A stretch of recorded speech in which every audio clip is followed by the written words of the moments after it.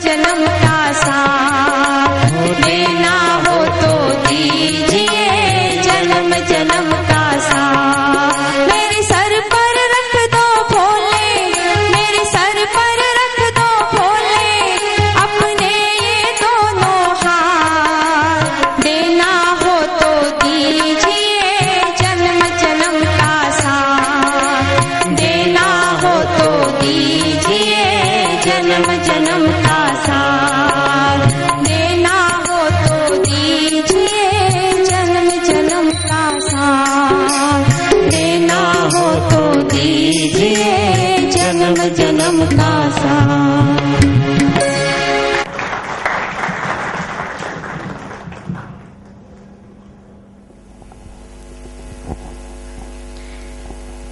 भक्ति प्रियाय भवरोग भयापहाय उग्राय दुर्ग भवसागर तारणाय ज्योतिर्मयाय गुणनामसु नृत्यकाय दारिद्र्य दुख दहनाय नमः शिवाय।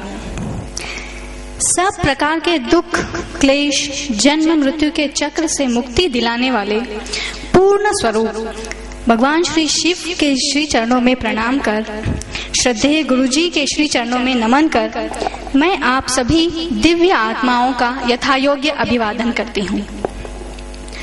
वैसे तो गुरुजी की ज्ञान गंगा सदैव प्रवाहित होती ही है, पर उससे पहले एक छोटी सी मात्र औपचारिकता तो मैं उसे नहीं कह पाऊंगी, क्योंकि जैसे मैं हमेशा यही बताती हूँ कि सम्मान तो करते हैं गुरुजी का सभी व्यक्ति, सम्मान तो करते हैं गुरुजी का सभी व्यक्ति, पर आज हम करने जा रहे हैं हमारे भावनाओं की अभिव्यक्ति। तो अपने भावनाओं की अभिव्यक्ति करने के लिए मैं श्री केदारनाथ जी अग्रवाल को आमंत्रित करती हूँ कि वे पुष्प गुच्छ द्वारा गुरुजी का अभिवादन करते हुए हम सब की ओर से अपने भावनाओं की अभिव्यक्ति करें।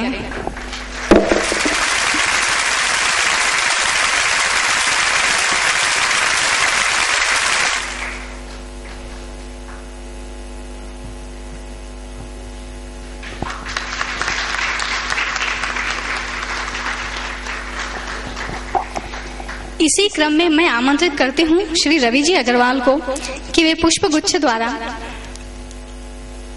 हमारी ओर से गुरुजी के श्री चरणों में उन्हें भेंट कर हमारी भावनाओं की अभिव्यक्ति करें।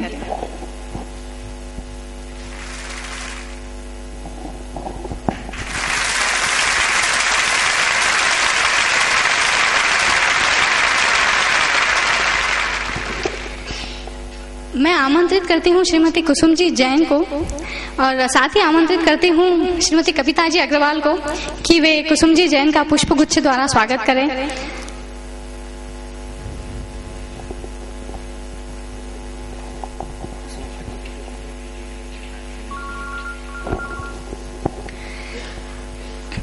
जैसे प्रायः कहा जाता है कि पति पत्नी जीवन रूपी गाड़ी के दो पहिए होते हैं और उसमें दोनों पहियों का बराबर होना अति आवश्यक है, तो हमें ये कहने में गर्व महसूस होता है कि श्रीमती कुसुम जी जैन ने पूरा साथ दिया है श्रद्धेय गुरुजी का, और इनफैक्ट अभी भी वे हर कदम पर उन्हीं के साथ होती हैं।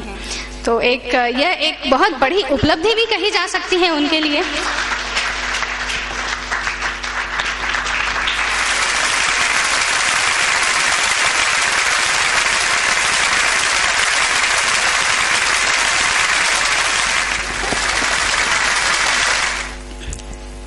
यह एक पूरक की मिसाल है। इनसे हर स्त्री को यह प्रेरणा मिलती है कि वह अपने पति के हर कदम पर उनका साथ दें।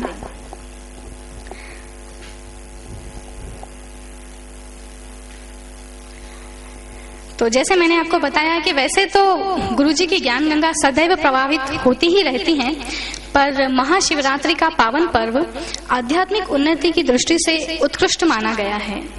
इसी सुअवसर का लाभ उठाने के लिए आइए हम अविलंब तैयार हो जाते हैं। नमः शिवाय ओम नमः शिवाय हर हर भोले नमः शिवाय नमः शिवाय ओम नमः शिवाय हर हर भोले भोले नमः शिवाय नमः शिवाय ओम नमः शिवाय हर हर भोले नमः शिवाय गंगाधराय ओम गंगाधराय हर हर भोले नमः शिवाय गंगाधराय ओम गंगाधराय हर हर भोले नमः शिवाय नमः शिवाय ओम नमः शिवाय हर हर भोले नमः शिवाय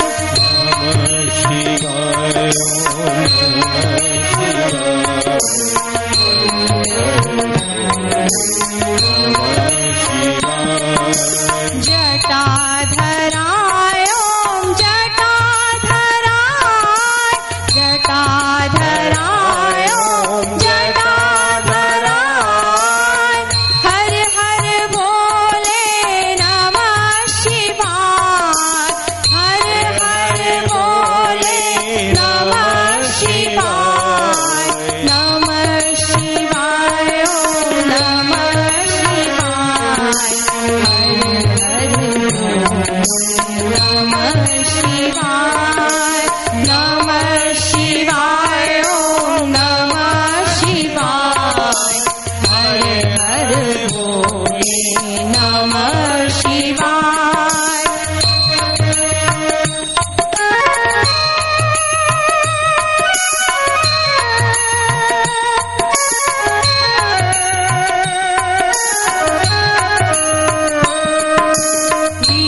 विश्वेश्वराय ओम विश्वेश्वराय विश्वेश्वराय ओम विश्वेश्वराय हर हर भोले नमः शिवाय हर हर भोले नमः शिवाय नमः शिवाय ओम नमः शिवाय हर हर भोले नमः शिवाय नमः शिवाय ओम नमः शिवाय हर हर भोले नमः शिवाय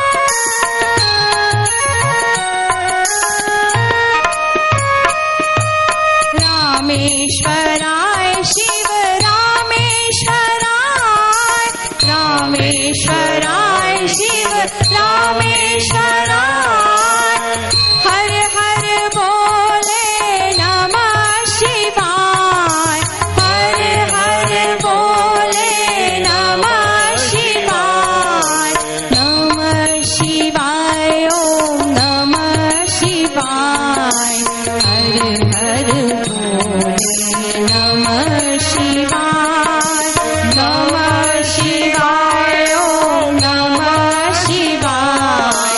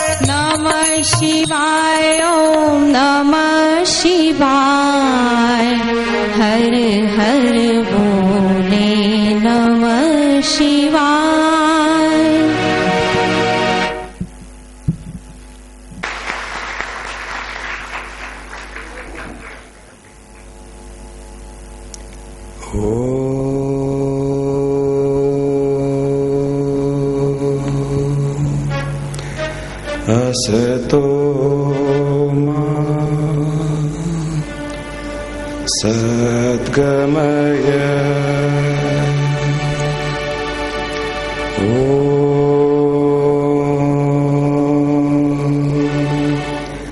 तमसो मा ज्योतिर्गमय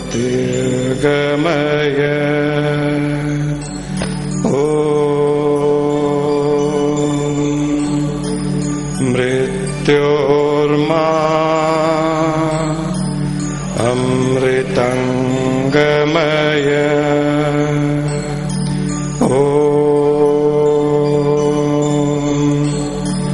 असतो मा सद्गमय तमसो मा ज्योतिर्गमय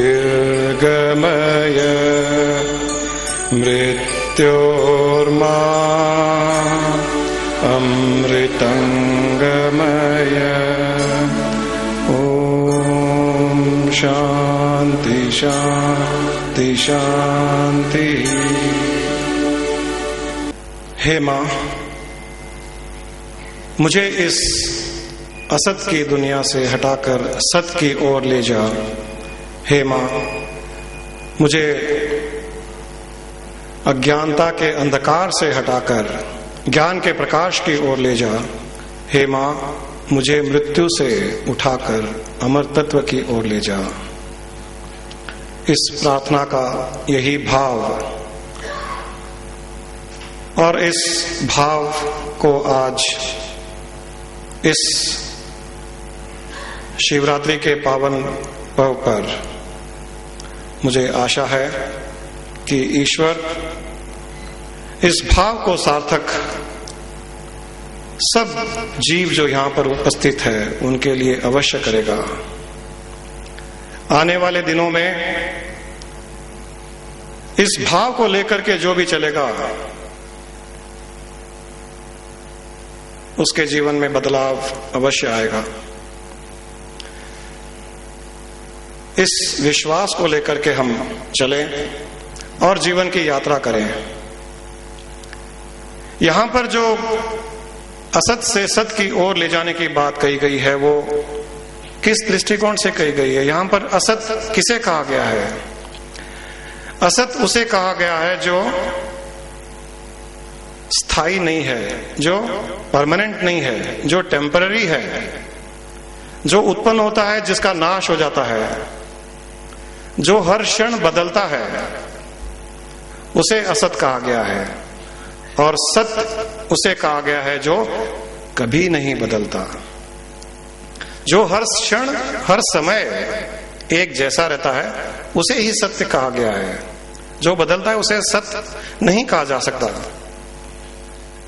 और इस सृष्टि में ऐसी कोई चीज, कोई वस्तु, कोई जीव नहीं जो इस बदलाव के चुंगल में न हो। हर क्षण हर चीज, हर वस्तु बदलती है।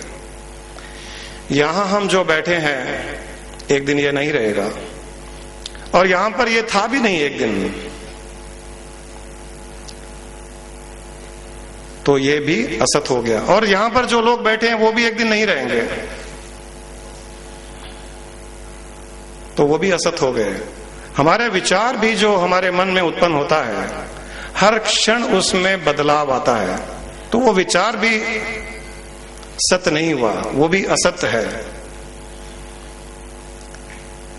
हम हर क्षण इस असत की दुनिया में ही उलझे हुए अपना जीवन व्यतीत करते हैं, और असत से, असत वस्तुओं से, असत चीजों से, असत मनुष्यों से, असत जीवों से हम सुख की चाहना करते हैं, शांति की चाहना कर लेते हैं, प्रसन्नता की अपेक्षा कर लेते हैं, यहां तक कि हम उसमें मोक्ष और मुक्ति भी ढूंढते हैं।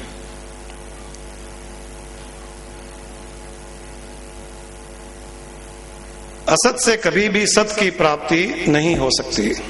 इसीलिए इस प्रार्थना में कहा गया है कि हे देवी मां, हे शक्ति मां,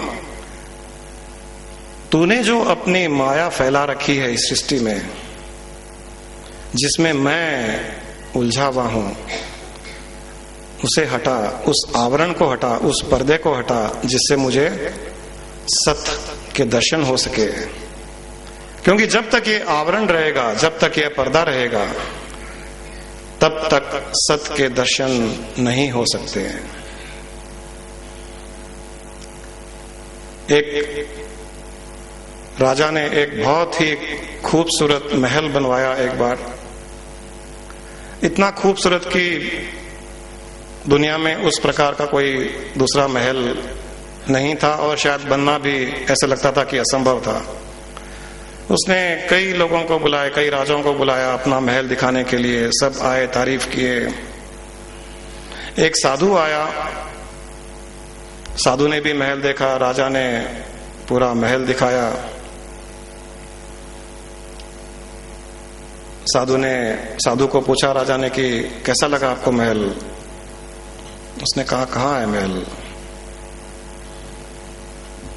राजा को थोड़ा गुस्सा आया, क्रोध आया, इतना शानदार महल मैंने बनाया, इतने लोग आए, हर किसी ने तारीफ की इस चीज की, और आप कहते हो कि कहाँ महल?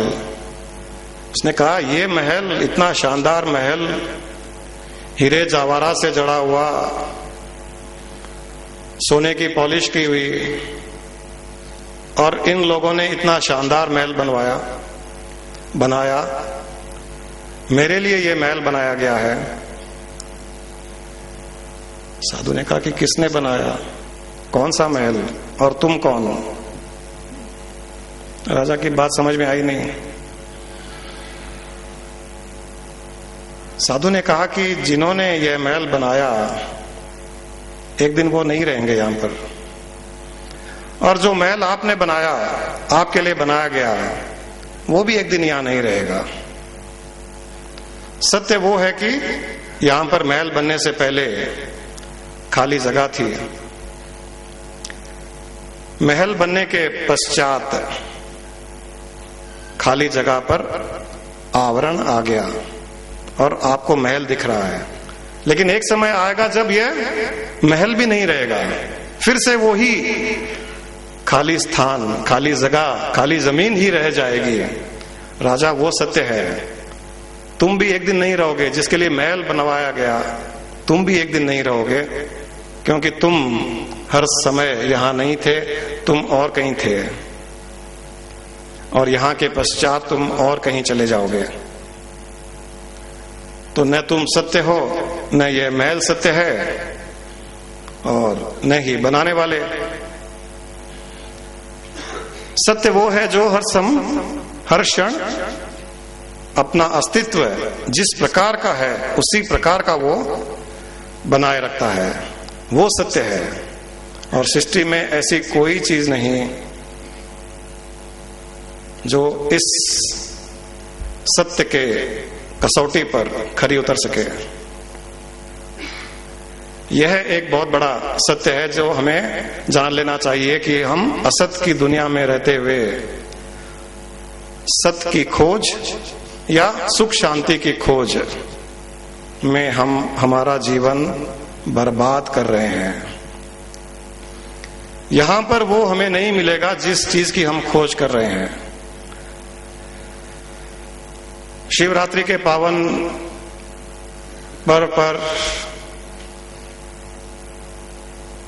आध्यात्मिक ज्ञान का विस्तार बहुत आसानी से हो सकता है अगर आप इस अवसर को अपने हाथ से न जाने दें।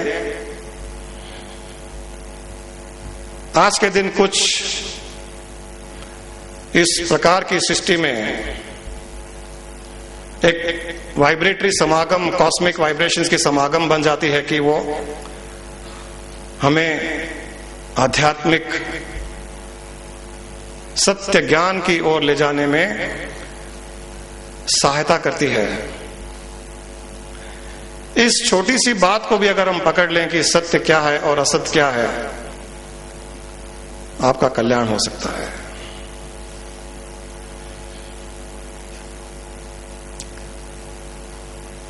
फिर प्रार्थना में कहा गया कि मुझे अंधकार के अज्ञान से हटाकर ज्ञान की ओर ले जा। ये अंधकार किसे कहा गया है, अज्ञानता किसे कही गई है यहां पर? मैं जो फलाना फलाना हूं, मैं रमेश जैन हूं, यह मेरा मानना अज्ञानता है। यही अज्ञानता का अंधकार है। और मैं ये हूं, इसके पश्चात मेरे माँ बाप ये हैं, मैं इनका पुत्र हूं, मैं इसका पति हूं, मैं इसका भाई हूं, ये मेरे भाई बहन है, ये मेरे काका चाचा ताता, मेरे दादा दादी, मेरे मित्र आदि, मेरे पड़ोसी। ये जो आइडेंटिफिकेशन है ये अज्ञानता है। क्योंकि इस जन्म में मैं यह हूं, इस जन्म में मैं किसी का पुत्र हूं, लेकिन हर बार, हर क्षण, हर जन्म में तो मैं नहीं था। तो ये जो मैं आइडेंटिफाई कर रहा हूं कि ये मैं हूं और ये मेरे माँ बाप है, इसके मोह जाल में मैं फंसता चला जाता हूं और मृत्यु होने तक यही मेरे माइंड पर इंप्रेशन रहते हैं कि मैं ये था, मेरे ये माँ बाप थे, मेरे ये भाई बहन थे, मेरी ये पत्नी थी, मेरा ये पति था, मेरे ये रिश्तेदार थे, मेरा वो मकान, मेरी धन दौलत, मेरा बैंक बैलेंस, मेरी लंबी चौड़ी गाड़ी, मैं और ये मेरा, यही अज्ञानता का अंधकार। इसे लेकर के हम जीवन भर चलते रहते हैं। सुखदेव जी जब अपनी मां के गर्भ में थे तो 12 साल तक वो गर्भ से बाहर नहीं आए।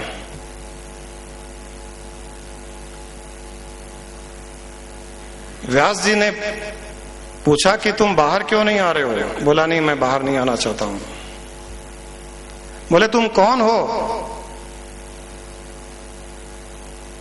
बोले मैं कौन हूं? आपको कैसे बताऊं मैं कौन हूं?